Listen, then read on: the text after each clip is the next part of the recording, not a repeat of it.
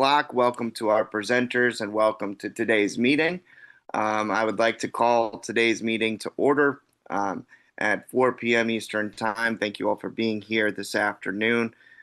Kennedy will go around for roll call this afternoon. As soon as your name is called, please respond and unmute. Say your name, position, and where you're coming from this afternoon. Kennedy? Just 1 second. I'm still allowing some attendees in. Thank you. No problem.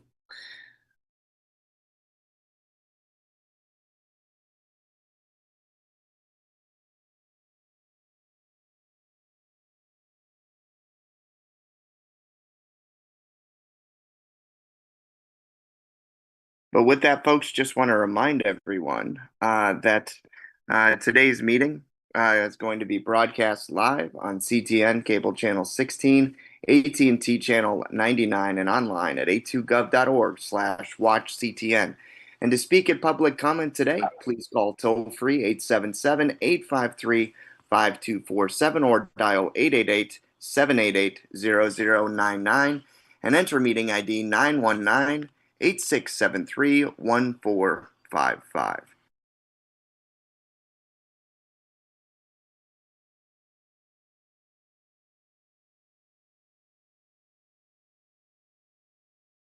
Chair Damon?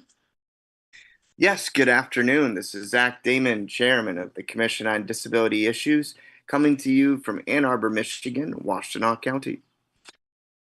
Vice Chair Keeler? This is Vice Chair Keeler calling from Ann Arbor, Michigan, Ward 5.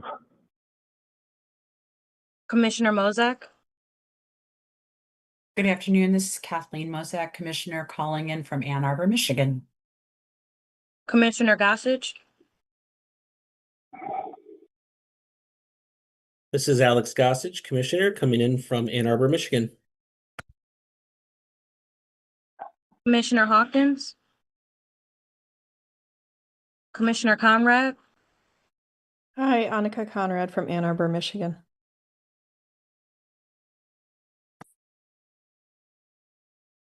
Commissioner Ankenbauer? Commissioner Packard?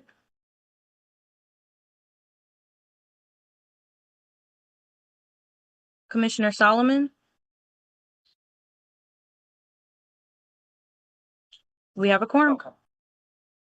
Thank you. And Council Member Edwin is in the waiting room, Kennedy. I'm in, thanks. This is Councilmember Aisha Ghazi Edwin and calling in from Ann Arbor, Michigan. All right. Thank you, everyone. Next, we have public comment. Kennedy, is there anyone on for public comment this afternoon? At this time, is there anyone on for public comment? Seeing none, we have no public comment. Thank you. No public comment. Moving on to today's approval of the agenda.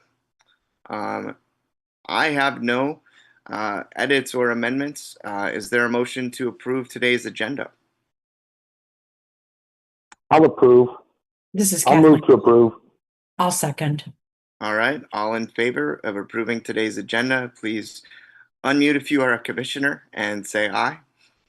Aye. Aye. Aye. Thank you very much. Today's agenda is approved. Next, we have the approval of the meeting minutes from May 21.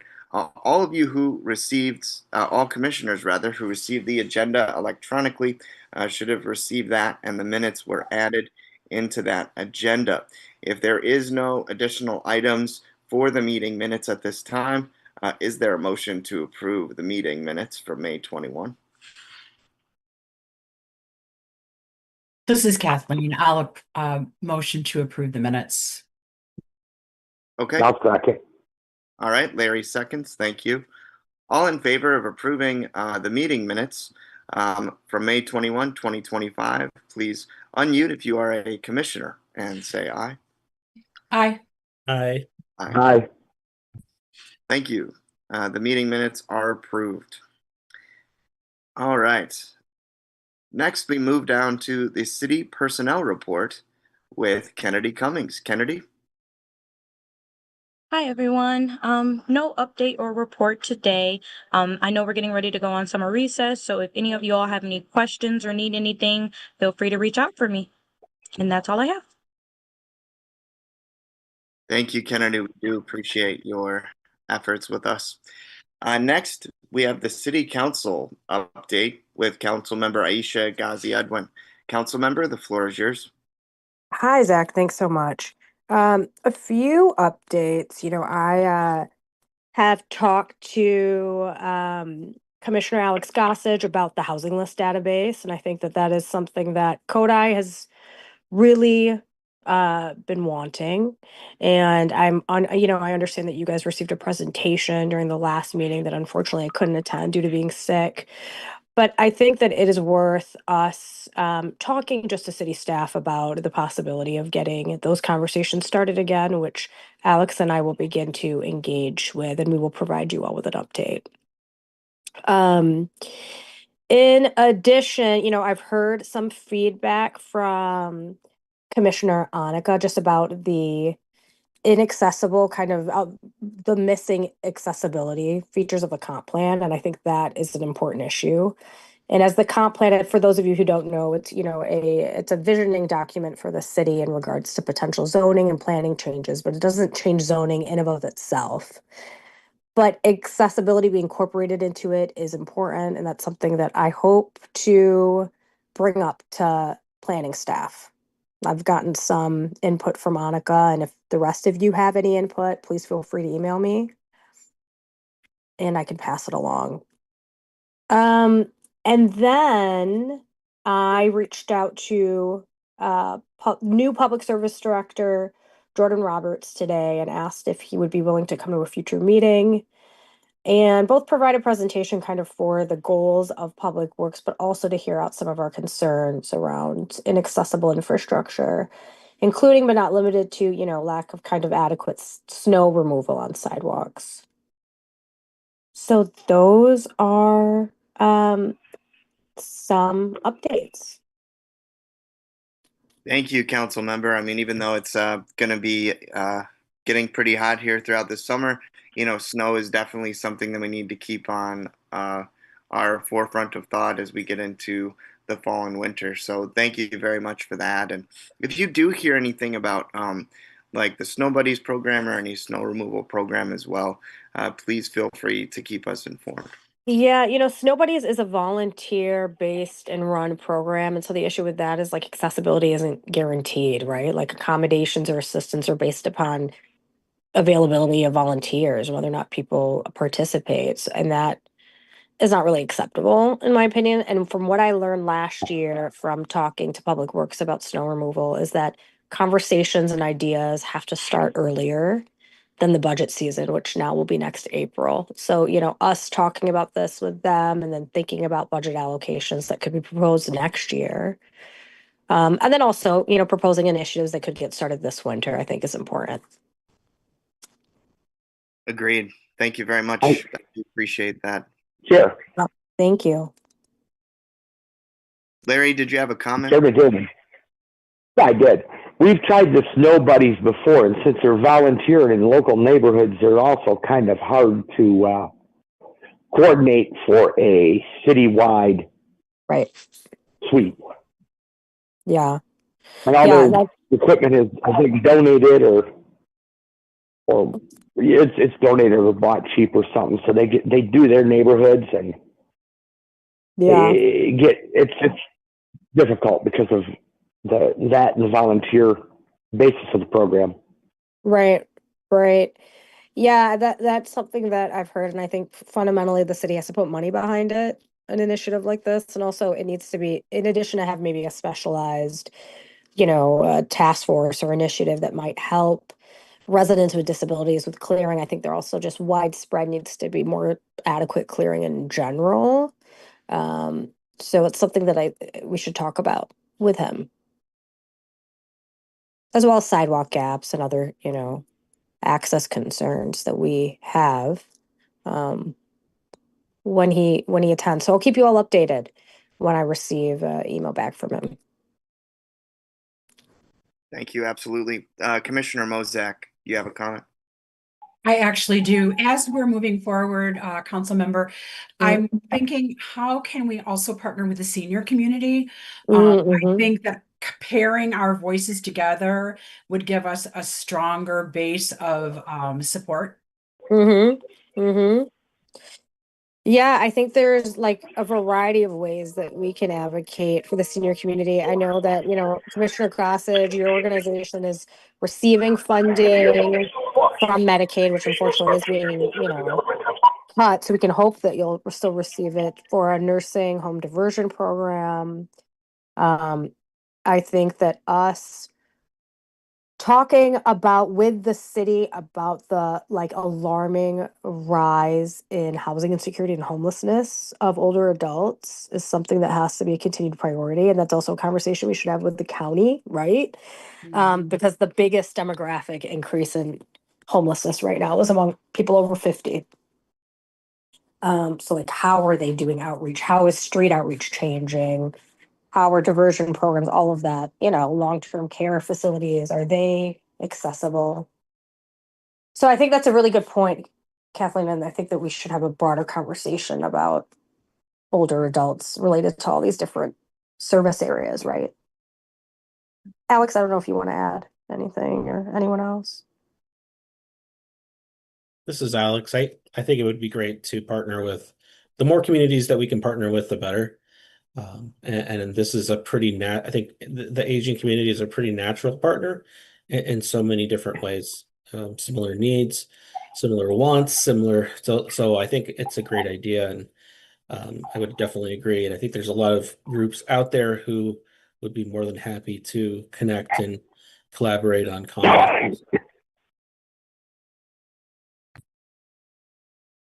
Agreed. Agreed, everyone. Thank you very much. I do appreciate that and those efforts. And yeah, council member, please keep us updated. Yeah, of course. Thank you. Thank you. Next, we're moving on to sort of the fun portion of our agenda today. Special presentations, always a fun part of our day. And you guys, I am so excited because we have, some big timers in the house this afternoon. So I want to introduce Mr. Pierre Paul and Dr. Bethany Corey. Very excited to have them both. They both work with a company called We Hear You, which is amazing. Work on it together, but I am not going to steal their thunder. So Pierre, Bethany, welcome and thank you being on this afternoon. Absolutely. Thank you so much for having us. Very honored to be here. Have a quick presentation to kind of describe the work that we do at We Hear You, opening up to questions and conversations. But I think based off of even just what I heard, I love the fact that the focal point is the best way to work in tandem to help all individuals, specifically those with various disabilities. So my name is Pierre Paul, and I am the co-founder and CEO of a company called We Hear You. And what we do is open doors. We're opening doors to opportunities, doors to freedom, and as you can imagine, the literal doors that we maneuver through every single day. So on the screen right now, you see three unique individuals, Zippy, Ryan, and my Granny Amy. And while they are all different and live in different places, they have some similarities. And the similarity is that they struggle to open doors for one reason or another. Zippy was born with a rare condition that makes his limbs turn inward. Ryan was born without arms or legs. And my granny is pushing 94 years old, and doors are sometimes heavy. And so these three individuals make up just a portion of the 1.3 billion people worldwide who struggle to open doors. There are over 42 billion doors around the world, and less than 5% of them are automatic.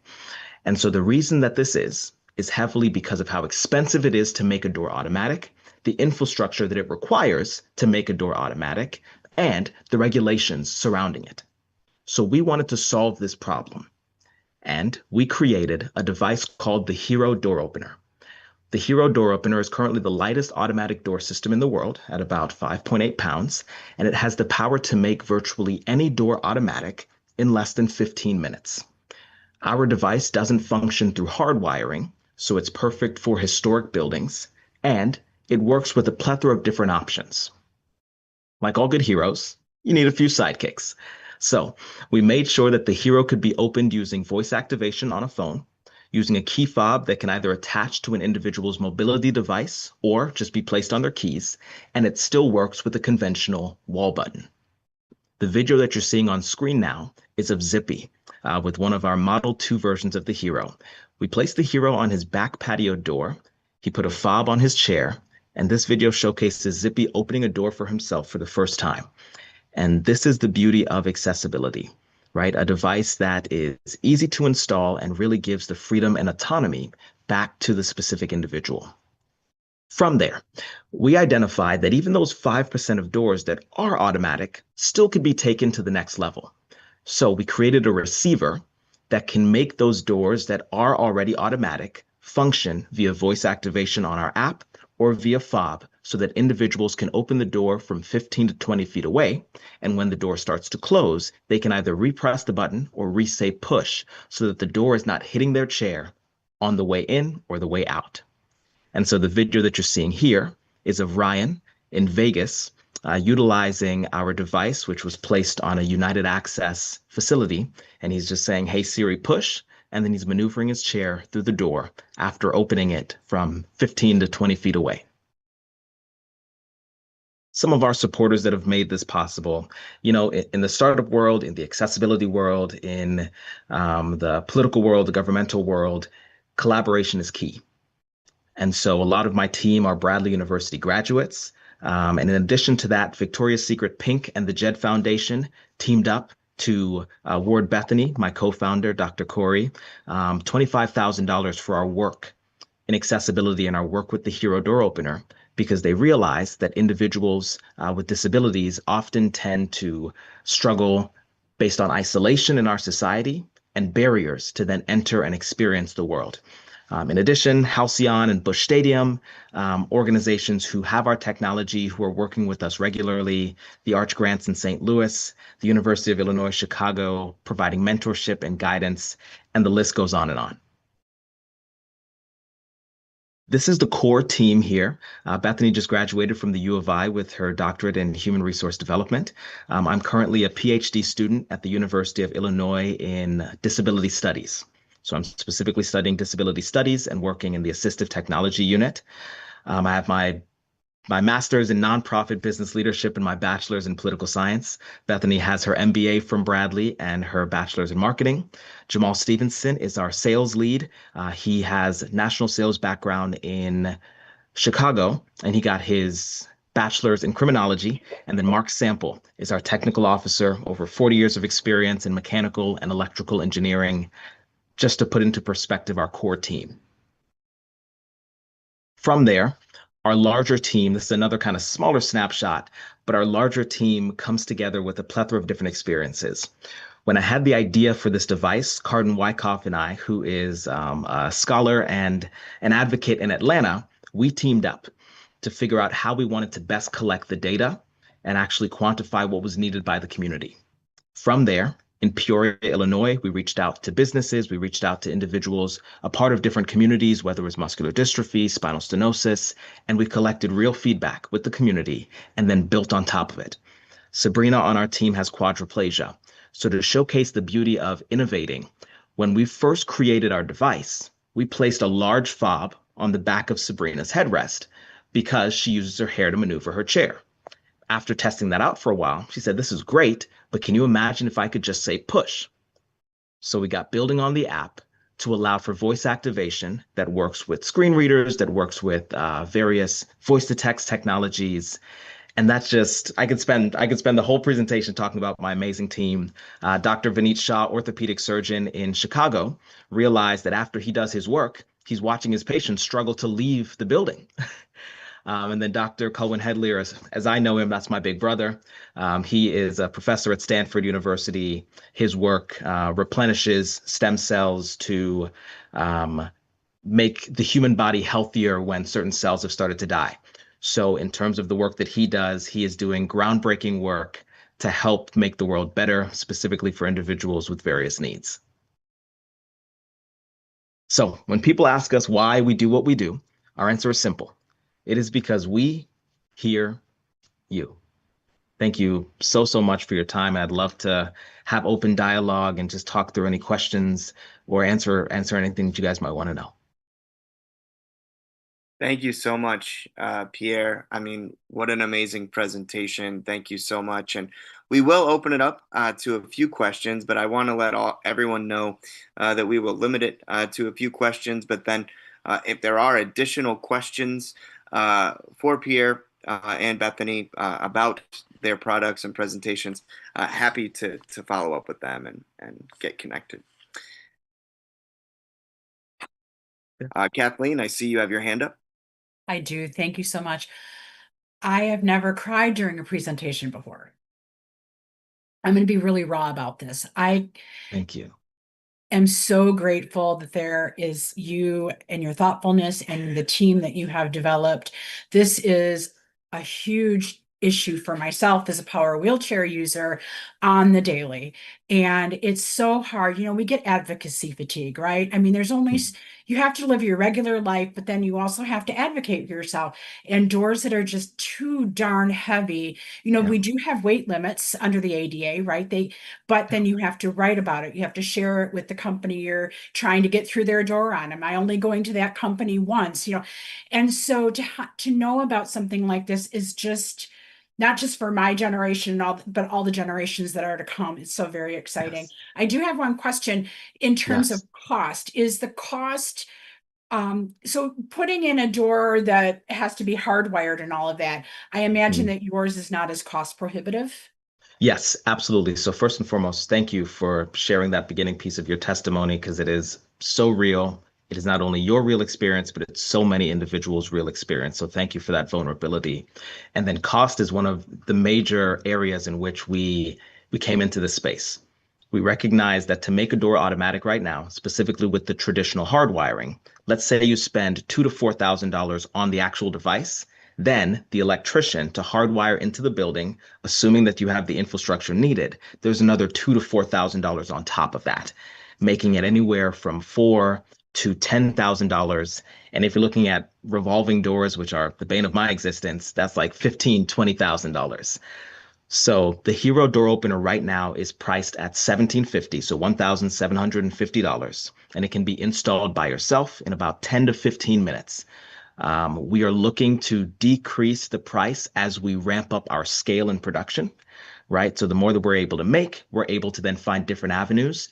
And what we heavily do is we work with organizations and individuals to find the grants that allow them to be able to get a product like the Hero for limited cost or no cost. Thank you so much. Outstanding. Any other questions or comments for Pierre at this time? I have a question. Okay, Larry, I go have ahead. a question. Can I have the information sent to me about your program and how it's working? I also have I have a geek who goes to Illinois Institute of Technology, my son, and I kind of want him to review the tech of it, or at least the available tech of it. Yeah, I'm absolutely. very curious. That sounds exciting. Yeah, we filed our patent. So we filed our patent a couple weeks ago. We're filing one in the US, one in the EU, and then one in Canada. And from a technical standpoint, speaking on a high level, I'll say what sets us apart are a couple key features. We made it portable so that if somebody needs to travel, they can slide the Hero off of its bracket and take it with them, so that individuals can move it as they move. Secondarily, we used a specific type of clutch and motor system that gives very limited resistance so that you don't need to worry about the door having extra weight as it tries to close or open. And then I think the third piece that we did that works really well for us is we focused on Bluetooth, a Bluetooth that's always connected so that you don't need to worry about. Pardon me? Oh, just an interesting. Yes. So yeah, I'd love to. I'll get your email after this, and I'd love to send it off to you, your son, anybody who is interested in seeing it and understanding how we've done it so far. We're very excited about the potential that this holds for the world.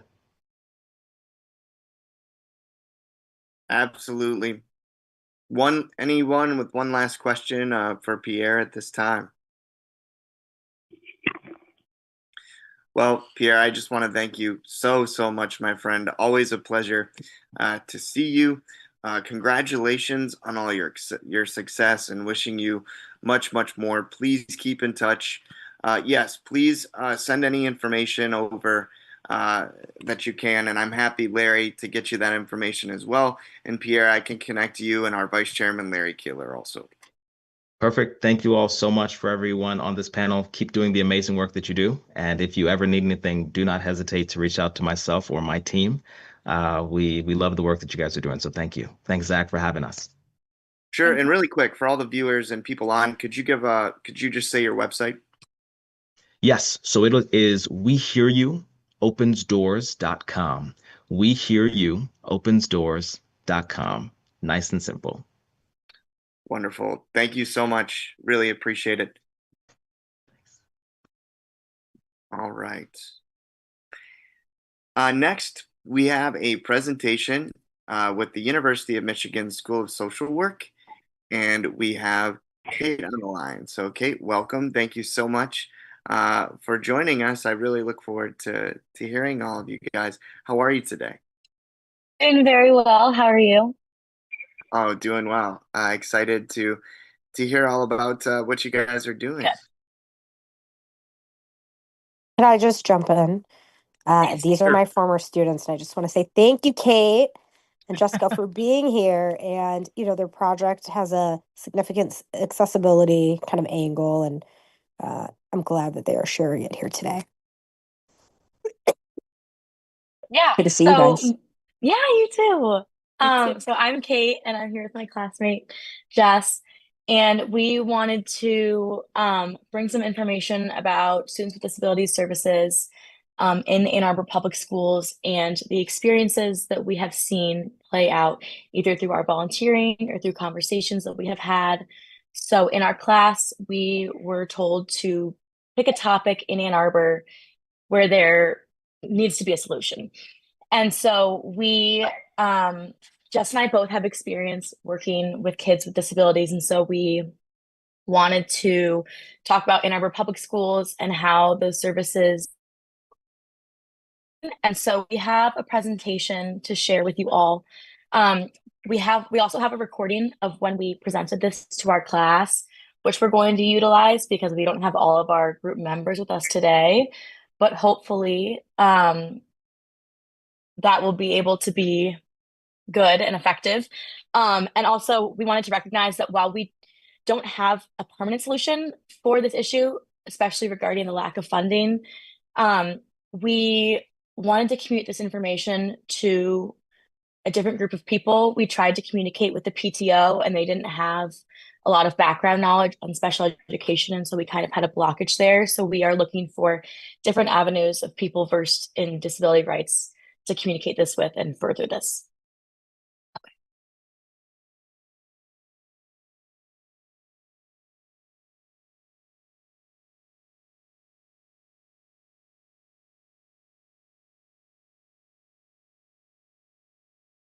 This is Zach, just to let you know we can see your presentation. At least I can, so thank you.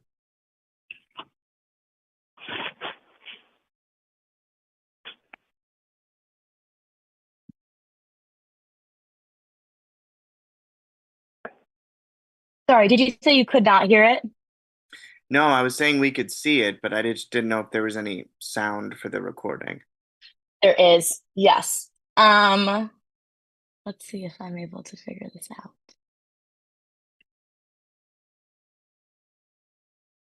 Are you able to enlarge it? There, down in the right-hand corner, there should be a way that you can enlarge the screen to give you full screen access there.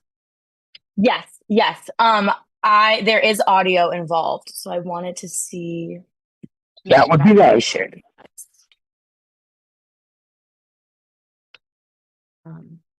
Students, could you hear it now? Miss out on crucial opportunities to really grow, develop, and succeed in our educational journey. Yes, I can hear it. Can all of you hear it, folks? So yeah, as I said, we're multiple population. We do see these neurodiverse students who rely on the IEPs, the 504 plans. But without this funding, without these resources, they're often left without this personalized support that can really help them individually succeed. Families are left just confused and burdened, trying to navigate these complex services and these systems without knowing who to turn to, what to do to change. And sometimes they don't know what they should be looking for and expecting for their children. Educators and staff have high caseloads and lack of resources. And when a student is on your caseload, it's more than them just being your student in one of your classes. You're in charge of their IEP meeting progress, and teachers are often expected to handle a lot more than what they should, which leads to high burnout and turnover rates, which is again impacting the students. And then administrators are forced to balance this resource allocation and the legal mandates, and it becomes very stressful. So this is a big issue that affects a lot of people.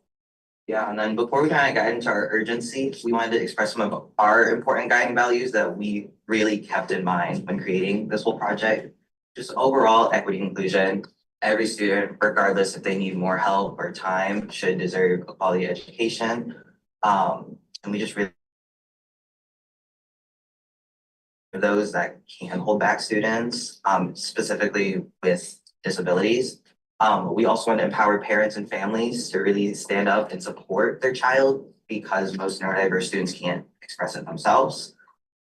We also want to foster collaboration and recognize the sense of community, creating positive change, and then just really dignity, respect, and empathy for the students, just because everyone, regardless, does just deserve quality education. Yeah, and so as Will said, that is really what guided us and what we had in mind as we focused on this project. But I think that there's a reason that everyone else should also be interested in this and urgency. We see in Michigan, there's a intense rising demand for services. The number of students who are served under the Individuals with Disabilities Education Act have grown from 6.4 million to 7.5 million in just a few years. We see an impact of funding shortages. Just a few years ago, there was a $655 million shortfall, which left only 80.7% of approved special education costs covered in Michigan. So that's, a huge amount that is still just uncovered, and a lack of resources. And as special education, as like we do research, as we find out more about special education, about students with disabilities and how we can best support them, special education teachers require ongoing training to stay current with the best practices, but without lack of resources, we can't continue to train them, and they are left just unprepared. And then also, as Will said, there's equity for all students. I hope that we all believe in equity, and that's something that we want to strive for. And students with disabilities had a dropout rate of 12.1% compared to 5% of their peers without disabilities. So that's a huge equity discrepancy. And so this is why I think that the issue is very urgent and why more people should be really focusing on this. So when we were talking about what we wanted to do, I think there's a million things you can do. Ultimately, like just saying we want more money is, not going to happen. So we decided that the most practical thing we could do is just establish an advocacy group to amplify voices and drive change. And so we wanted to bring how to address the issue and navigate the system, whether that's the school board administration, state government, whatever else it is, and just to provide a supportive space where parents can feel heard and connect with others, to share their concerns and work collaboratively towards solutions. So the structure of this would both be monthly in-person meetings where they can see each other face to face and talk about it, and just feel supported by one another, but also providing an online platform to share stories, access resources, and identify key contacts for advocacy. I think oftentimes parents feel like, and feel like they have something to say, but they don't know who to direct it to. They feel frustrated by the system and unsure of where to go next. So I think that this would be a really good place where they can find that support to just continue going, continue pressing on, continue talking about it until the change that they want to see is implemented. Okay, so for our research and fieldwork, we felt that it would be most effective to go straight to the people who know the most and are affected the most aside from the students themselves. So that would be the teachers and parents. So we reached out to a variety of people. We reached out to teachers, parents, school counselors, principals, school board members, PTO members, and the AAPS Special Education Office. But we had difficulty connecting with people for a variety of reasons, both being it's just not a priority for those who have so much on their plate right now, and also there's a fear of legal repercussions. But we did connect with one parent and one teacher under the condition of anonymity to protect them from legal consequences, but we want to reflect on the information and the perspective that we got from them. So the parent that we spoke to talked about their experience navigating special education resources in Ann Arbor as a nightmare. They began having issues when their child was in kindergarten, and it just got worse throughout their educational experience. And they felt that the district was not caring about their child or their child's success, and that the district was providing the bare minimum to comply by legal standards, and that the district does not have programs for kids who are smart but need different support. They also felt that imminent change is necessary and that there needs to be a new administration with more knowledge about special education, and that there needs to be more transparency between schools and parents, which would result in a reset in services, which I'll talk a little bit more about with the teacher perspective. That there also needs to be a culture shift. Their focus needs to be about caring for students and not about risk mitigation. And parents worry that if they speak out, things will get worse for their child. And that cannot be the way that the power dynamics need to shift so that that is not the case. And then we spoke to a teacher in Ann Arbor Public Schools who referenced the many disparities among schools throughout Ann Arbor Public Schools, and specifically cited Mitchell Elementary School. There are students at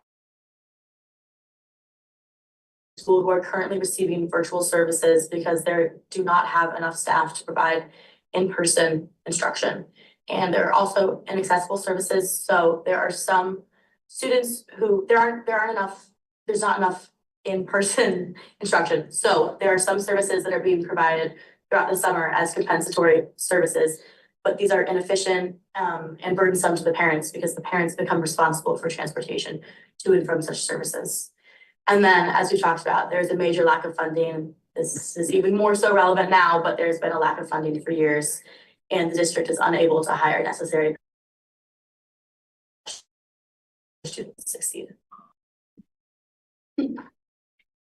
Okay, and then also the teacher highlighted that numbers do not equal needs, and that is something that comes up a lot. Is they talk about like the full-time equivalent of special education teachers, and the needs are not represented just by numbers.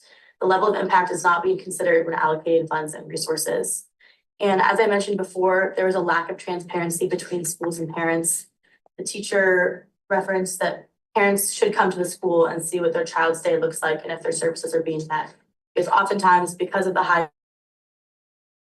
loads, students are slipping through the cracks, but the teachers or the parents are not aware of this. If a student is supposed to get 60 minutes of instruction regarding a specific skill, but they only receive 30 minutes due to a teacher's caseload, this is not being relayed to the parents. So they're not aware that their child's legal contract is not being met. And then also the IEP development needs more parent collaboration. The teacher felt that how IEPs were meant to be developed is not how they're being developed now, and that there needs to be the families sitting down and having an element of collaboration so that each student can have their IEP plan. And also that teachers are taking on many roles, and this teacher said that she has been the OT, the social worker, the special education teacher, and the general education teacher for multiple students in her class. And I volunteer with this teacher every week, and I have seen it firsthand. And also, there is a lot of teacher turnover, so it's difficult for students to adjust, which continues the cycle. In social work, we talk a lot about entering and exiting communities respectively. And with this teacher turnover, it's really difficult for students who are already struggling in school to have to continuously adjust to new teachers and ways of teaching. And it's getting more difficult to find highly qualified, motivated individuals in the field of special education. And with this teacher turnover and changes in teaching methods, it can also make it more likely for students to become aggressive and have things like that. And also with this high caseloads and understaffing, she said that students in my classroom have gone months or the whole year without receiving the services on their IEP. And the parents are not becoming aware of this information. And so the students are falling behind. Okay, and then for our dissemination plan, so we did reach out to the AAPS office, the PTO, and the Board of Education because we felt that they would all have information that we could learn from. But each of these groups either did not respond to us or responded to us and said that they did not have enough knowledge of special education to communicate with us about this. So we realized that we need to be sharing this information with them. And also, the Ann Arbor Commission on Disability Issues would like us to speak at one of their meetings in June, which we really hope to be able to do. We're hoping to continue to gather information so that we can provide a more well-rounded informational presentation to them. And we think that that's something that has been really successful in our approach, is that we do have this opportunity to speak to them.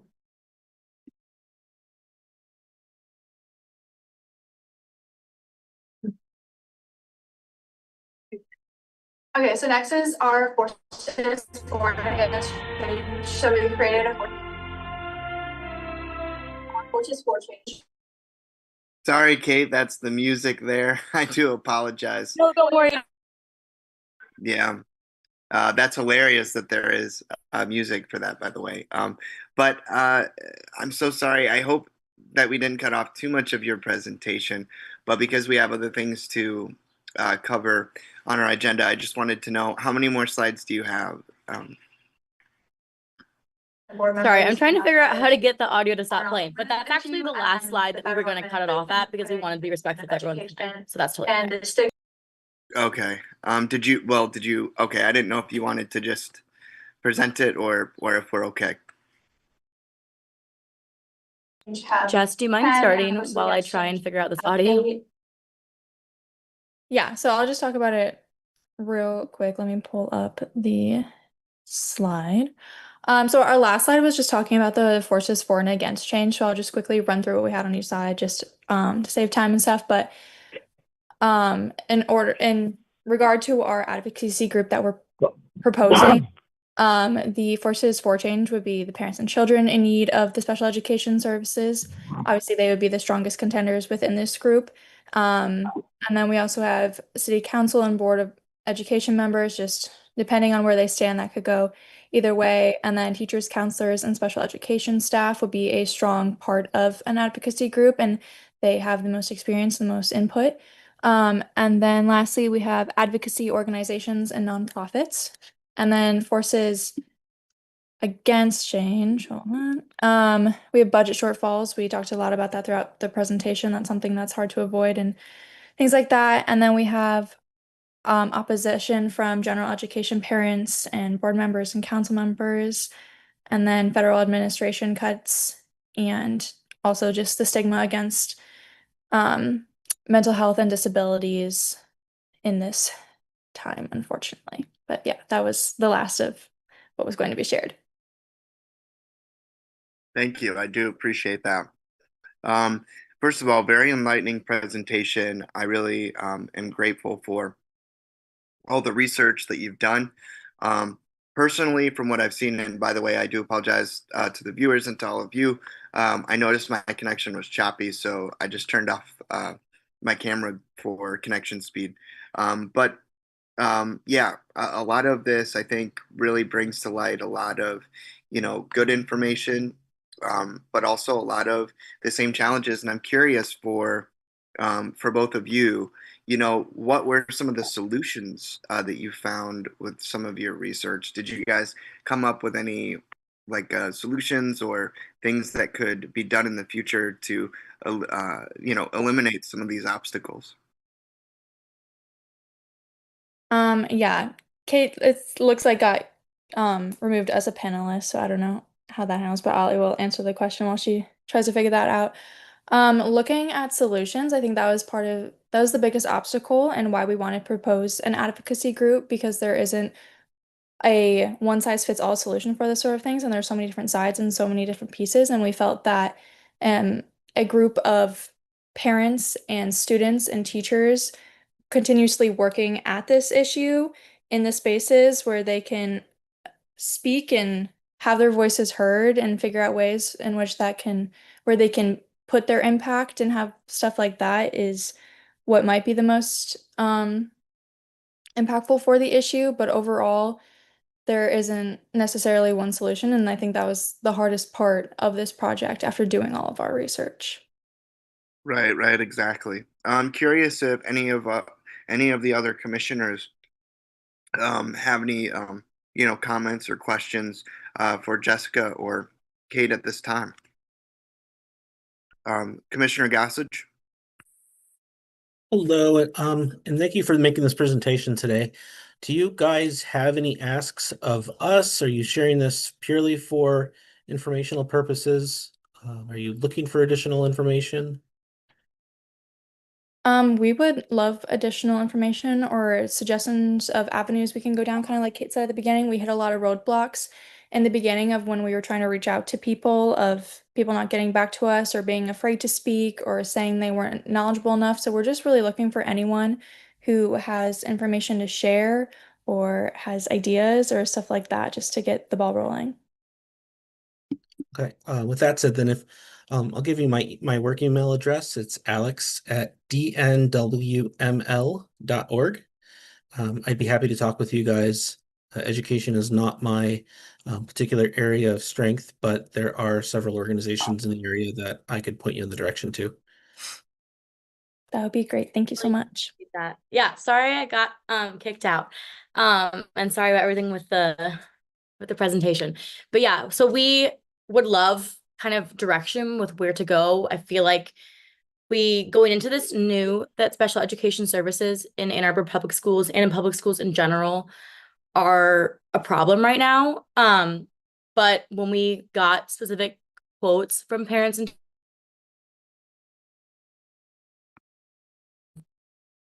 each of these students, and so we, especially with us trying to speak to PTO, not having enough knowledge to like continue a conversation with us, we to use this as trying to figure out where to go next, where we can share this information with, what we are missing, so that we can further develop this so that an intervention. Yeah. One Oh, go ahead, council member. I was just going to say one thing that I can say is that, one of the things that they were met up against was just resistance and kind of sharing information. And I think sharing it in this public forum and having people in the commission or the commission itself, for example, contacting school board and demanding some more kind of transparent information creates pressure that is needed. Because I think it's really about starting with the data. I would have a comment as well. I have went through I have challenged the school systems with my daughter who is hearing impaired. And it really came down to a court battle and all this. So I can understand why it's very hard to get the parents to cooperate, because they can be under, and maybe a lot of people don't know this, but you can be under extreme threat and pressure.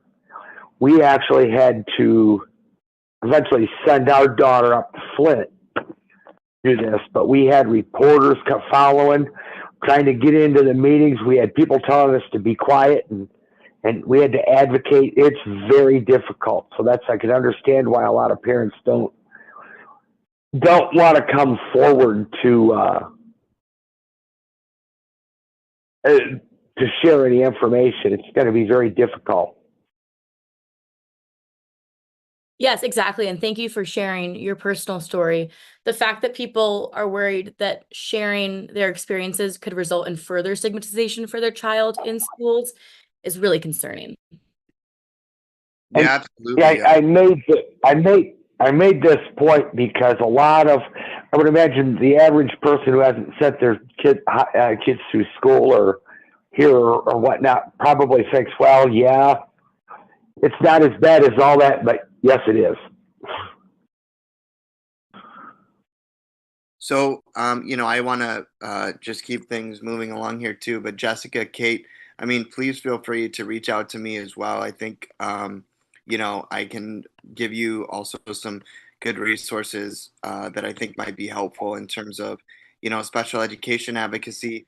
I believe that education for our young people is, a good right.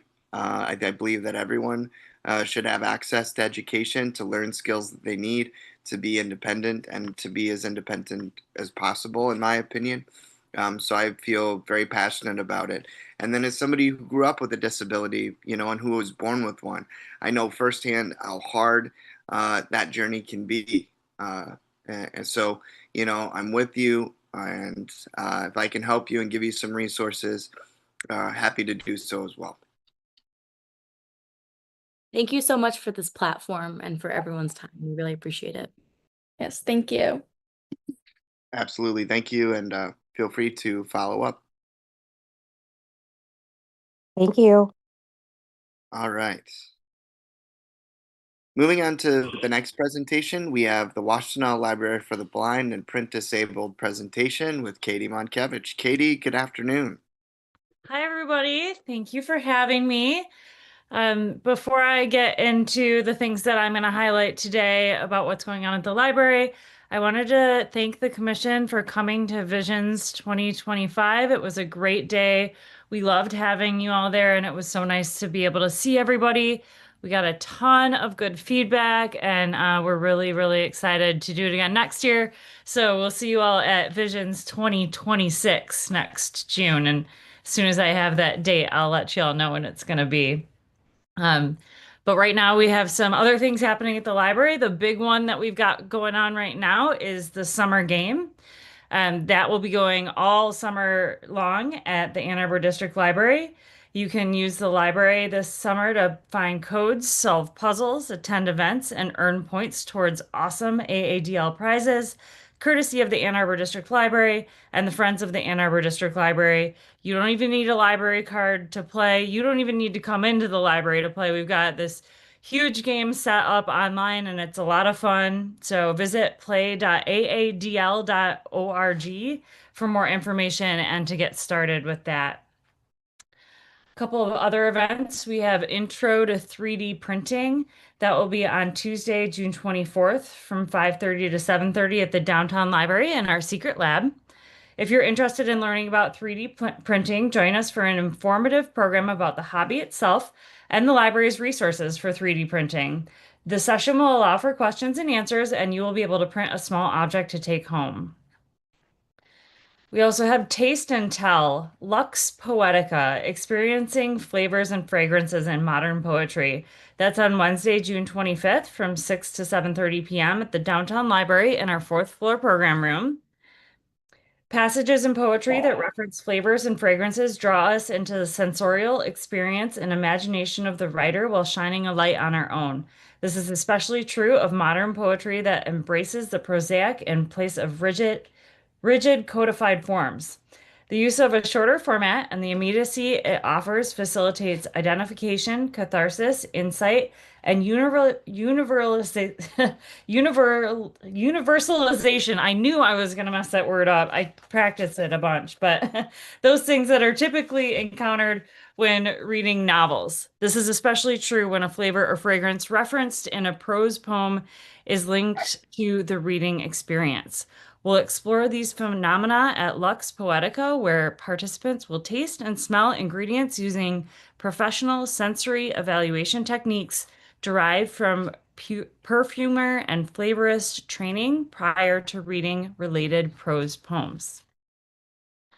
So now I'll talk about some materials. Washtenaw Library for the Blind and Print Disabled patrons can order digital cartridges or get started with our service by calling us at 734-327-4224, or you can email us at wlbpd@aadl.org. And then we encourage folks to sign up for the Braille and audio reading service called Bard, where you can download your own books.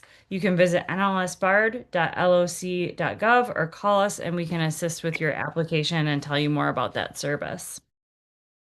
So some books that are been recently added that you can find on Bard. We've got Unmasking for Life, The Autistic Person's Guide to Connecting, Loving, and Living Authentically by Devin Price. Most masked autistics have spent a lifetime being told how to perform neurotypically, how to behave, how to carry themselves, what to feel, and how to live. With his previous book, Unmasking Autism, Dr. Devin Price has given them space and tools to unmask and embrace their neurodiversity. But no matter where you are in the unmasking process, there is still work to be done. Because autistic people often fear change, struggle to process unfamiliar situations, and have trauma histories that have conditioned them to avoid conflict, they don't always know how to transform their inner revelations into outer realities. They need more than internal healing, they need practical tools to translate acceptance into assertiveness and interpersonal effectiveness. Enter Unmasking for Life, which provides the resources to help you advocate for your needs and invent new ways of living, loving, and being that work with your disability rather than against it. And finally, How Can I Help? Saving Nature with Your Yard by Douglas W. Tallamy. In How Can I Help? Tallamy tackles the questions commonly asked at his popular lectures and shares compelling and actionable answers that will help gardeners and homeowners take the next step in their ecological journey. Topics range from ecology, evolution, biodiversity, and conservation to restoration, native plants, invasive species, pest control, and supporting wildlife at home. Tallamy keenly understands that most people want to take part in conservation efforts, but often feel powerless to do so as individuals. But one person can make a difference, and How Can I Help details how. Whether by reducing your lawn, planting a handful of native species, or allowing leaves to sit untouched, you will be inspired and empowered to join millions of other like-minded people to become the future of backyard conservation. And that is everything I have for you all today. Does anybody have any comments or questions for me? Yes, this is I Chair do. Damon. Oh, go ahead, Larry. Oh. No, go ahead. Go ahead. I'll go after you. Sure. Well, I just wanted to thank Katie and the Downtown Library for an outstanding Visions Day. I got a lot of great feedback as well, and I have to tell you, folks, it is one of the most impacting Oh, experiences. sorry, you cut out. You cut out that. Can you say that again? Sure. I just wanted to thank you, Katie, and all of the Downtown Library staff for an amazing event. I got a lot of great feedback, and I have to tell you, it is one of the great experiences to be there working a table and seeing individuals with disabilities from around the state coming to the event and just seeing their eyes and smiles and faces light up with hope and enthusiasm for all of the resources that are available to them that they didn't necessarily know were available. So I just wanted to thank you, Katie, for all of your hard work and your whole team for putting that event together. I am excited to, have Kodai hopefully there again next year and do it all over again.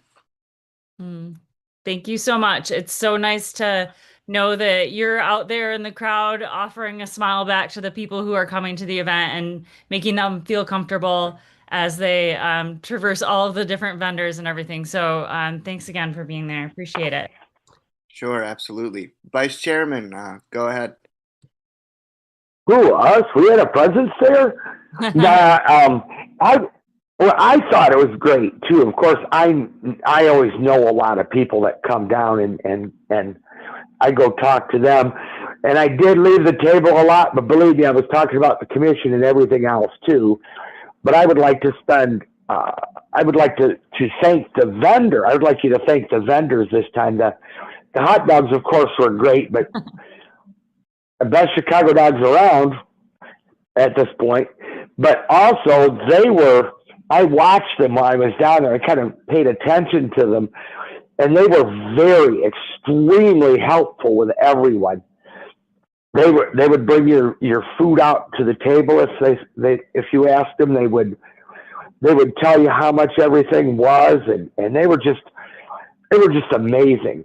I really liked the people over there that came in for the hot dogs. So keep them. We plan on it. Thank you so much for that feedback, Larry. We found the same thing with them. They're really a treasured vendor of ours, and we hope that they'll keep coming back. For anybody that wasn't there and didn't get to experience them, their name is the Road Dogs, and they've been with us for the last couple of visions, and they are just really, truly great and make sure everybody gets what they need. And yes, I agree with you, Larry, that they do have the best Chicago dog around. Oh, and thank those students as well, the ones that helped you with the Braille stuff, because it turned out great. It was pretty good. Yeah, I appreciate that comment as well. And thanks to you, Larry, because we really did have a little bit of a challenge this year producing our Braille programs. We were really wanted to be committed to having those in Braille grade 2 this year, and Larry came down to the library and let me know that we weren't doing it quite right. So I appreciated that, and we were able to then take the next step to bring in some teachers from the Washtenaw Intermediate School District who sat down with our printer and were able to talk us through it, and we were successfully able to print those programs. So appreciate everybody's help with that. Outstanding. All right. Any other questions for Katie at this time, folks? All right. Well, thank you, Katie, and thank you, everyone at the library, as always. Next, we're going to move on to Disability Network, Washtenaw Monroe Livingston, and their report with Andrea Henry. Andrea, good afternoon. Good afternoon. I just want to take the opportunity, if you'll indulge me one more time, to invite you to our 35th, the celebration for the 35th anniversary of the Americans with Disabilities Act. We at Disability Network are hosting a celebration on Saturday, July 26th from noon to 5 p.m. With free food and drinks, a disability pride art exhibition, live performances and music, featured speakers, a collaborative art project, a slime making station, face painting, adaptive sports demos, community information tables, and so much more. So please feel free to join us to celebrate the 35th anniversary of the Americans with Disabilities Act on Saturday, July 26th from noon to 5 p.m. at Disability Network, Washtenaw office on Research Park Drive. That is all I have for the commission today, unless anybody has any questions. Hello, this is Chair Damon. No question, just comment. Very excited for this event, as Disability Network always does a wonderful job in recognizing the anniversary of the Americans with Disabilities Act. And I encourage all of the viewers and our full commission to come out if we can in full support of the 35th anniversary of the Americans with Disabilities Act. Always a great time. And guys, they have great food and it's wonderful weather. So come out, enjoy, and there's always great activities. Last year they had tie-dyeing shirts because it was Tie Dynamite last year, which was amazing. This year, I don't know. I don't want to spoil all the surprises, but I'm sure it's going to be great. Commissioner Gossage, Alex, you have a comment. Yeah, thank you. I just wanted to mention also, in addition to our ADA celebration, on July 1st, which is a Tuesday, and I got to find the page again now, We are going to be doing a documentary called Remembering Willowbrook. For those who don't know, Willowbrook was a state-run institution that was run incredibly poorly, affecting a lot of people's lives, the lives of a lot of people with disabilities. But that'll be occurring on Tuesday, July 1st from 1 to 2:30, and it is hybrid. So there will be an opportunity to participate virtually for folks who are interested. If you need more information, just go to our website. Absolutely. Thank you, Alex, for mentioning Remembering Willowbrook as well. I believe I've sent information on that to the commission. I can resend because I would really like a strong attendance for that as well. And if all of us commissioners cannot attend that, please send it out to others, though, in the disability community. Very, very, moving subject matter, and should be a great event. And if you can't make it, like Alex said, in person, just know it is virtual as well. Thank you. All right. Anything else for Andrea or Disability Network? All right. Next, we have the Partners and Access Committee report with Larry Keeler. And that is kind of short. That is kind of short. Commissioner Hawkins and I were there, and I just reviewed that. In review, I checked out the Department of Sustainability and got a couple of throne carts to try out, and gave my concerns to the people about the throne bathrooms. And I again mentioned the 3rd Street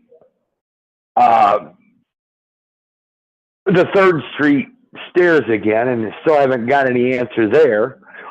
And now I'm going to look into with the Transportation Commission over this summer. Commissioner Hawkins mentioned the fact that we had, there's about a mile of Plymouth Road. I think it's from Willow Tree past Barton Hills and down that, or past Barton Drive and down that way. There's at the curb where there's absolutely no crosswalks, and somebody had gotten killed over there a little while ago.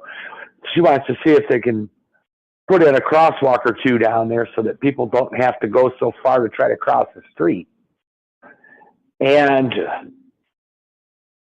I also mentioned that I was going to bring that up, and I also have a concern about, I was reached for a concern to put a APS on Fernwood and Packard, because there's people on the way that walk on the way to Scarlet School and things that it's a little tough to cross there. And that's all we had. And if anybody has any concerns, pass them to the commission, and I can make the people aware that we can maybe work on some of this stuff this summer and be able to present some things in September. I will at least be open to contacting people if I can. So that's it for the transportation, or that's it for that. Thank you, That Vice committee. Chairman, and thank you, Larry. It seems like we have a couple of comments. So Commissioner Mozak, we'll go with you first, and then we'll go with Councilmember Edwin. Commissioner Mozak? Thank you, Chair Damon. Larry, I have a question. So I wrote down to go check out 3rd Street. I was remiss in writing where on 3rd Street. 3rd Street's kind of a long corridor. So could you share again the cross street? It's 3rd and Liberty. It's on the north side of Liberty and the west side of 3rd Street, about halfway down. There's that, hold on, I got some weather alert going off that I'm shutting off.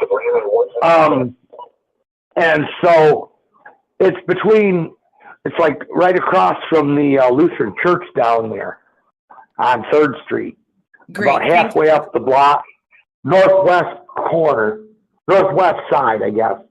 The west side of 3rd and the north side of Liberty. There we go. Perfect. I'm going to go check that out. That's about halfway up. Okay. All right, and then Councilmember Edwin, you have a comment?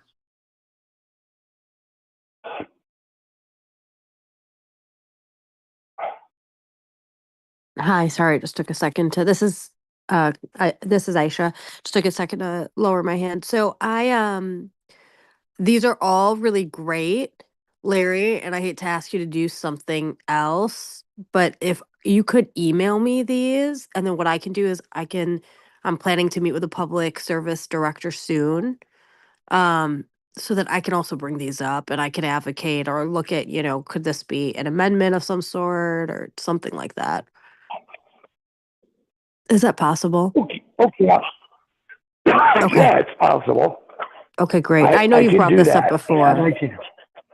But Yeah, and I can do that. And I'm also bringing up the Transportation Commission too. I think that's great. That's really great. We're going to do it on both sides. Okay, that sounds great. Thank you, Larry. Appreciate you. Well, thank you. All right. Thank you, Larry, for that. Next, if there is nothing else for Partners in Access, we're moving on to the Community Engagement Committee report with Commissioner Rachel Hawkins. Rachel, good afternoon. Hello, everybody. So for Ann Arbor Inclusive, they've recently filmed their episode for this month with Best Buddies that should be coming out towards the end of the month on their YouTube channel.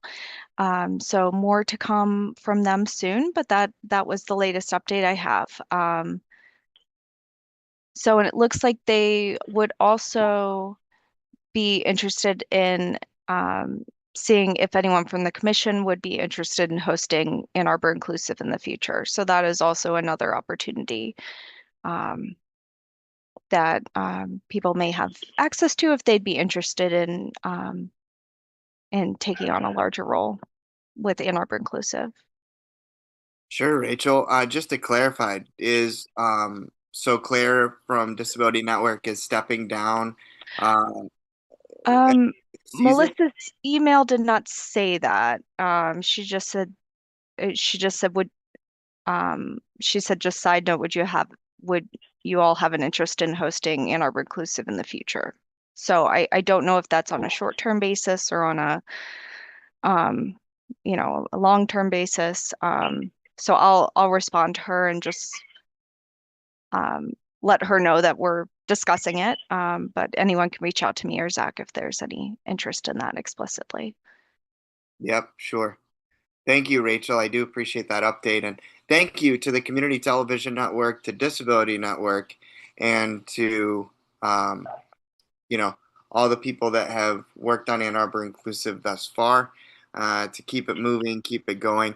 It is an award-winning daytime program, folks, that the commission really supports. And I think it offers great resources and great perspective in the community. So, I think that's something hopefully we can discuss as a commission in the fall. Rachel, if you could also ask when CTN would need to know, because we will be going on recess. So there's going to be that break in July and August. So we'd probably have to pick up that conversation in September. Okay. I'll let Melissa know and let you know what I hear back from her. Okay, thank you. All right. Any other questions for Rachel at this time? All right. Moving on to recruiting activity with Larry Keeler. Larry? Well, we haven't got it. As far as I know, we haven't had any applications sent in that I know of. But we did at Visions, we did pass out information and we did talk to local people about the commission at some length. And well, some of the people weren't local and found it interesting, but we talked and we put out the message and we put out our flyers. And hopefully we'll get, I think we've got one spot that's opening up. And so hopefully we'll have a recruiter to come in over the summer. And I'm guessing that if we get a recruit that may, as the application comes to our attention, that I would be willing to interview during the summer if our chair would be willing to do it sometime also during the summer. But so far we haven't got anything on deck. Thank you, Larry. And just to be clear, I did find out today, just so for our records and for recruitment's records, we do currently have 2 vacancies on the commission as of right now. Oh, so just thank you. I stand corrected. Cool. Yeah, so we do have 2 vacancies, and so the good thing is that if we get some other applications in there, yeah, hopefully we can form an interview committee and go through the due processes there. And yeah, Larry, happy to work with you anytime on that and keep that moving. All right. Anything else for recruiting, Larry? Oh, no. All right. Moving on, Larry, don't go anywhere because we have the Transportation Commission update with you, Larry Keeler.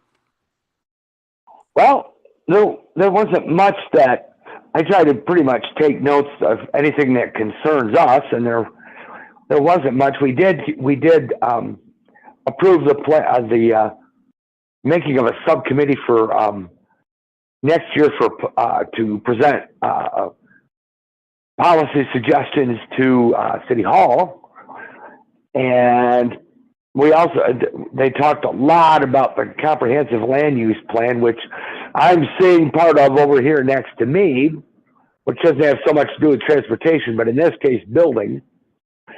And then there was a overview of all the roads that are being worked on, and they're too long to list, but some of them are. They're going to be working up on Plymouth Road, and they're going to be working up a lot on Pauline and Stadium here near me, and they're going to be working on Huron a lot. And of course, I still think they've got Miller going, and some of the other streets. The hospital is just about finished. They're doing a lot of that construction, and there was also a proposal from someone from one of our council members that they close they stop the flashing yellow arrows for traffic. That people are finding the flashing yellow arrows confusing. I'm not sure exactly what's confusing about them because I don't see them, but obviously some people think they're confusing. And they had the accident report. The ones to mention where there was an accident on Pauline, and there was an accident on Plymouth, and another one on Huron that caused some concern.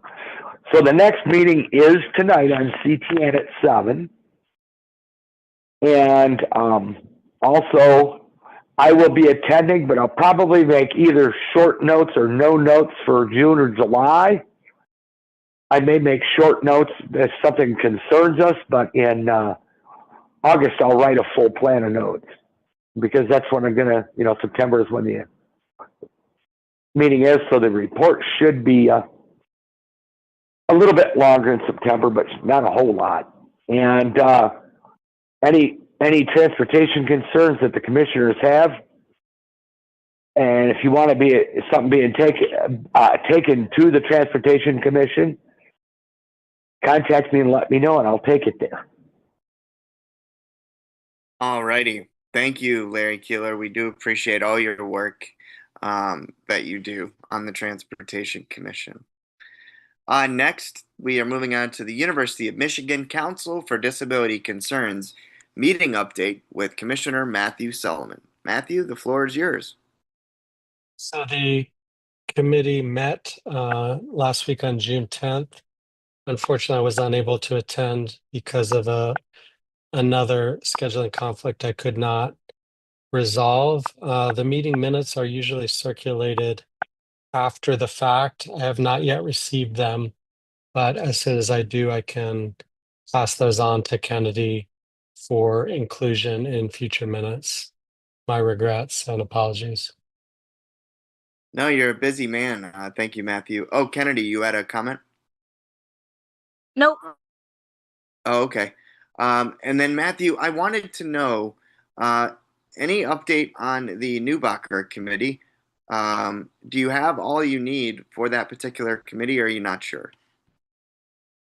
That is not something that I have within my purview. So I would Okay. urge you to write directly to the address that was provided earlier. I'm sure they're always happy to have volunteers, but I don't know the makeup of the committee at this time. But again, last I heard, they're very much looking for members of the public, members of the community who are interested in serving. So don't hesitate to write directly to those organizers. Roger that. Thank you, Matthew. I do appreciate it. And I can also send out another call too if need be, but I'll double check with them just to make sure. And then if they need more candidates, happy to do that. Thank you. Awesome. All right, moving on to the chair report. And before I give my full report, though, I want to be able to hand off the floor because they have been so patient this afternoon, and I do appreciate that. But they were last minute addition, and I wanted to give them full time to be able to present and also inform us on some things coming up in terms of searching for the new city ADA coordinator. So for the beginning half of my chair report, I'm going to give the floor to the director of the Office of Organizational Equity, Laura Orta. Laura, thank you for being on with us this afternoon. The floor is yours. Thank you, Zach. I appreciate that. Good evening, everyone. I am stopping by to update you on the search for the accessibility coordinator. We do have a member of this committee who has volunteered to serve on the interview panels, and we greatly appreciate that. So that position is all filled, and I know a few others have inquired that, oh, they're available a day or two, but the HR's policy is to have one individual who is available for all of the interviews, but we are all set with that. And again, I appreciate everybody's willingness to volunteer and step forward on that. The interviews are starting on Monday, and we should be running them for the next 2 weeks, maybe through the first full week of July, but right now it looks like we might be able to get everyone in the next 2 weeks. And then my hope is to have a decision made and the new person onboarded by mid-July. It's a busy position, and running my position and that position is a lot of work. And so I'm anxious to get the new person on board. I also want to let you know that the intention with that new person coming on board is that either they or someone from the Office of Organizational Equity will be attending or attempting to attend these meetings quarterly throughout the year and providing you all with the things that are happening in the city and throughout the city through the Office of Organizational Equity. That's all I have for you tonight. Thank you again for having me. Thank you so much, Laura, and thank you for all the work that you're doing with the Office of Organizational Equity there. And very good to hear that the interview process is in motion. Thank you to commissioners who have volunteered to sit on that committee for the interviews, and very excited to see who steps in. Have no doubt that it'll be a strong candidate coming in to fill that role and do great things. Does anyone have any questions for Laura at this time? Commissioner Conrad. Thank you. Yeah, I was just wondering if you could say more about the relationship between that position and this commission. So you mentioned that they would attend these meetings quarterly. I was just wondering, like, is that enough, or are there other avenues in which we can have frequent contact with this person? So the way that the city has set up the relationship with who the employees are for the different commissions is the individual that is your liaison is Kennedy Cummings. And she represents Kodai, ICPOC, HRC. I believe that's everyone, Kennedy. I don't want to speak for you. And the accessibility coordinator, the Office of Org Equity, we actually partner with all commissions in the city. And so we try to scatter ourselves about and attend them. All three of us try to go to as many as possible. We definitely are watching them throughout the month and making sure we know what is happening and being said and being asked on all of the commissions. So if there's ever questions or needs, certainly feel free to reach out to Kennedy or Councilmember Ghazi Edwin and Zach. You know, we're all in communication with one another. Thank you. Yeah, thank you. Absolutely. I think, the main point too, not to speak for you, Laura, but just to make sure that, wires don't get crossed and that we use the appropriate channels to kind of inquire. And then, yeah, if there are things that, we want to bring forward that, we know that our council liaison is there for us. We know that Kennedy is there for us as well. And that we as a full commission collectively communicate what we're looking to inquire Mhm. about. And this is Aisha Ghazi Edwin. I think also too, just I appreciate the question. I think that some of these, accessibility needs to involve everyone, and some of the concerns that we bring up at this meeting, for example, even today around sidewalks or comprehensive plan, could be things that they help with. And I know, Laura, that you are more than willing to also provide kind of a report that I can also communicate on behalf of that person about what they're working on. I think just having that bridge between the commission and the role will be important in us creating those kind of communication avenues. Yeah, absolutely. And making those connections in those departments too, right? We Exactly, want yeah. to make sure, yep, that there's all of those connections and you all are not relying on one person or one office Right. because, as I say, equity belongs everywhere and so does accessibility. Right. And I think one thing that we struggle with is like everything feels very reactive, right? Like Yeah. we want to change the culture and we want to work with your office in this role to figure out how do we put accessibility at the forefront in every meeting about Yes. every policy issue, about traffic, about sidewalks, about everything, infrastructure, development. Because like it can't be our job and it Correct. won't be, done well if it's just us trying to catch things that are falling through the cracks. So Yes. so that can be a bigger conversation potentially for another time and maybe part of our kind of strategic plan even as a commission. I love Okay. strategic planning. Yeah, thanks. Absolutely. Commissioner Solomon, you have a comment, and then I have one final comment. More in the nature of a question, although I would like to amplify the point that Councilperson Edwin raised about a general feeling of that we're often put in a reactive position on this commission rather than being part of the groundwork or the early discussions. This is the first I'm hearing that Kennedy is a kind of liaison with potentially with organizational equity. So I'm just trying to get clarity on what that workflow, what that kind of process would look like to use Kennedy, I guess, again, new to me, as a bridge to some of these other entities in the Ann Arbor city structure.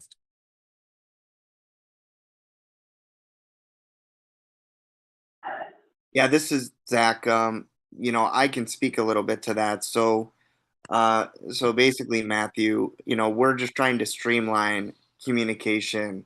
And what I was told recently is that it's best to either, go through Kennedy or at the very least go through our council liaison, council member Edwin, with, unified questions or issues that we would like to bring forward.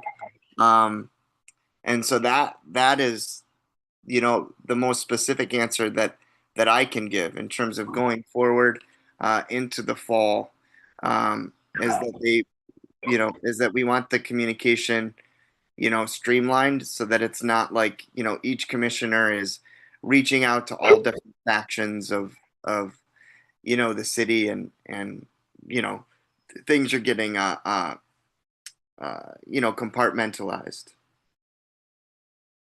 So would the idea be that this would sort of fall under new business, and if the commission had a concern or a specific issue that they wanted to liaise with organizational equity, for instance, that we would create new business and then that would get transmitted through Kennedy? I'm just a little confused about protocol. Yeah. I mean, to my knowledge, that's what I was, under the impression on. I really would like to know too if, you know, like if others from the Office of Organizational Equity can attend more frequently in the future so that we can, have more of a rapport so that we don't necessarily, kind of have to, wait on a response for different things because there are things that can come up last minute. But again, I don't speak for different departments. I just hope that that can be a consideration. Um, Councilmember Edwin, you have your hand up.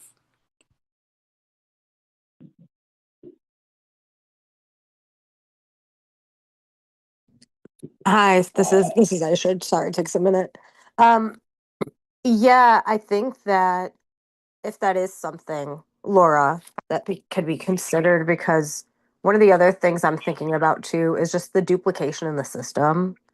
Like there have been times where, for example, Commissioner Mozak, when you were came to council and you talked about that issue about the markings of accessible parking spaces not being visible in the parking lot. Um, and also the aisles as well. And then, I was working on it, but then I also found out Tracy was working on it and another council member was working on it. So I'm And also I was working on it.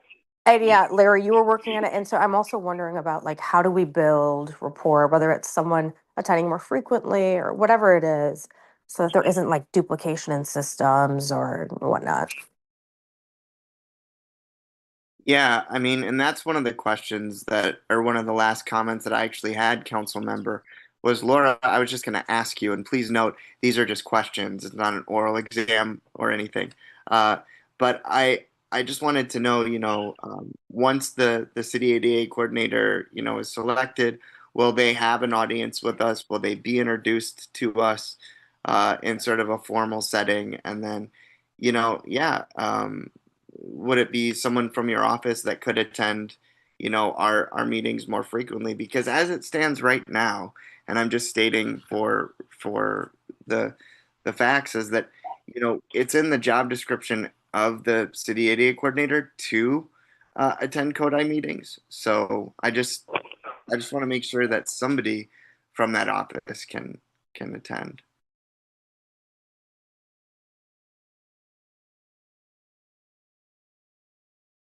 This is Annika Conrad again. I also think too that, and I don't know if through the ADA coordinator, this is necessarily the appropriate route, but I often feel like, and to Commissioner Solomon's point and that, we really don't want to always be in a reactionary position. And part of that means that we need to know like what's going on. Um, and even things that aren't like very obviously disability issues or obviously accessibility issues. We can bring issues from our own personal experience and connection with the community, but it would also be useful, I think, to have a better sense of like what are the things going on at a policy level from the city perspective that may not obviously be concerns for this commission, but we could offer insight into regarding disability and accessibility. So I can speak to that. Absolutely, I will be introducing the new individual and making certain that, they are brought to the council and comfortable and supporting them as I did with Tracy, making certain that they know what they're doing and speaking as, we onboard them as a community. As far as building coalition, I am absolutely here for that. And council member Ghazi Edwin and Commissioner Damon and I had a conversation yesterday, and I feel like we are on a good path to continue to have those conversations. The opportunity to bring things that are happening in the city, we are as informed about a lot of things as Council Member Ghazi Edwin is, and as Commissioner Damon, we are one office of three in a very large structure. So we do what we can, and we are continuing to attempt to systematize ourselves, as Council Member Ghazi Edwin discussed, in being in the beginning rather than the middle or when things are brought up. And, it's a new position still, and we're all still working through what is the best way to support the entire community of Ann Arbor. Thank you, Laura. I appreciate that. Commissioner Solomon, you have your hand up. Just wishing to underscore the importance of continuity, the role that Tracy Bird had formerly played. That continuity, I think, was quite helpful, and just wanting to make sure that that continuity is kept up, and especially to hear if this is in fact part of a particular job description, wanting to make sure that that is honored. Mr. Chair. Yes, Larry. Hello? Go ahead, Larry, and then Okay. Councilmember Edwin. You'll be after that. You had your hand I'm sorry. I just have a housekeeping thing. Which one of us commissioners? I'm assuming the commissioner that's going to the meetings is going to be you. Is this correct? And the only reason I say that is because I replied to the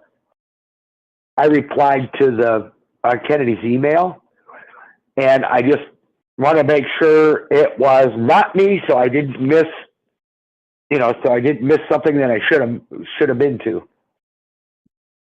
Understood. And just to clarify, folks, I am unavailable to be a part of that hiring committee at this time.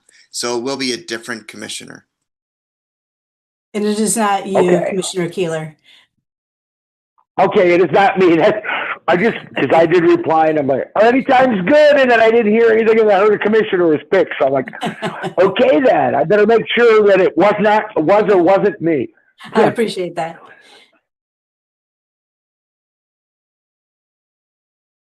Councilmember Edwin, did you have a comment at all?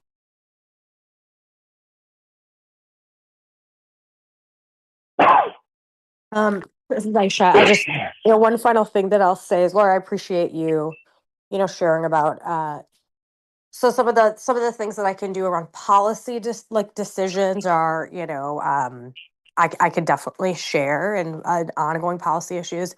And then there are things, staff, this is a city where it's staff and the city administrator does in a lot of initiatives. And then when policy decisions come to council, we get involved. There's things at the staff level internally that are happening that I may not have as much knowledge of. And I think that's where, Laura, you've agreed to, we've like you've said, we've talked about this and just building some pathways for communication. And then I can share, or if you decide someone from your office can come, I think that would be great. Absolutely. Yeah, thank you. I think just having, a good rapport and establishing sort of a good regular presence and I think that would be beneficial. Um, even if there, isn't necessarily a lot to report on, I think it's still, nice to be at the meetings live. And if there is discussion that organizational equity has knowledge on, and they can say, oh, no, I know about this, or I know this resource, uh, then I think that can be helpful. Just my opinion.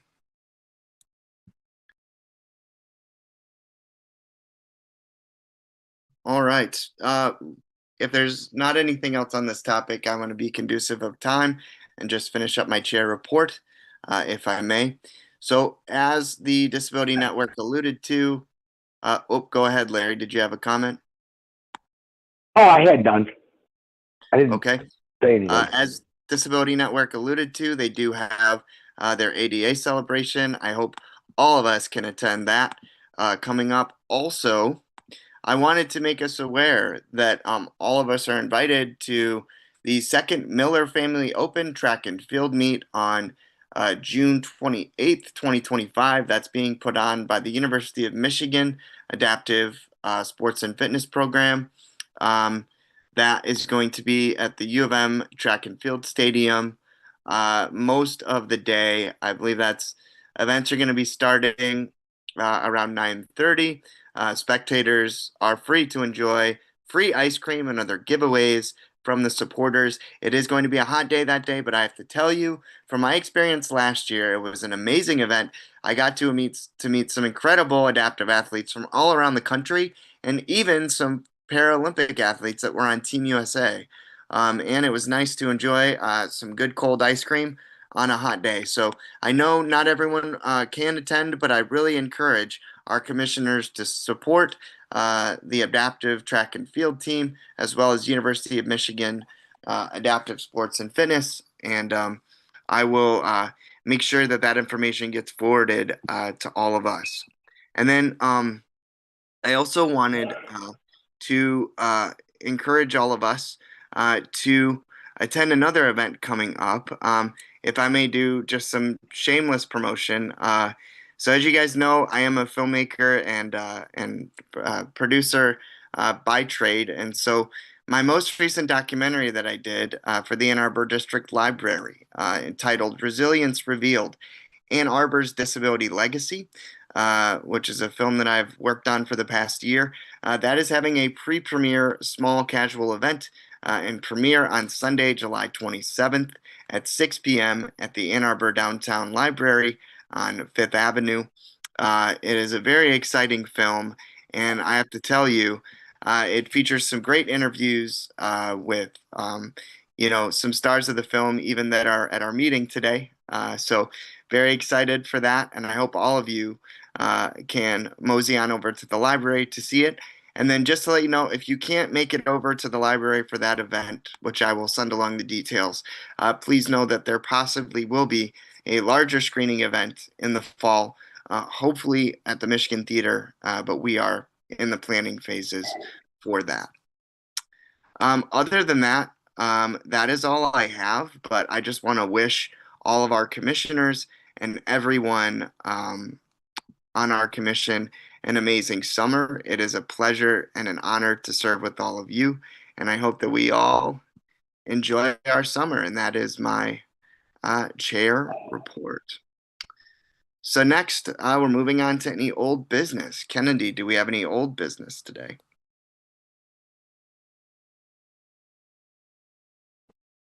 Sorry about that. I thought I was unmuted. Currently, at this time, we don't have any old business. Commissioners, is there any old business at this time? Commissioner Solomon? Just wanted to know what time that screening was. Zach, could you repeat the time? Yes, absolutely. That will be at 6 p.m. Eastern Time. Thanks so much. Yes. Seeing no old business, we have none. Thank you. No old business. Moving on to new business. Do we have any new business at this time? All right. Currently, we have no new business. Commissioners, at this time, is there any new business? Seeing none, we have no new business. Thank you, Kennedy. All right. Moving to any communications, folks. Any other broad communications for the commission before we officially break for summer recess?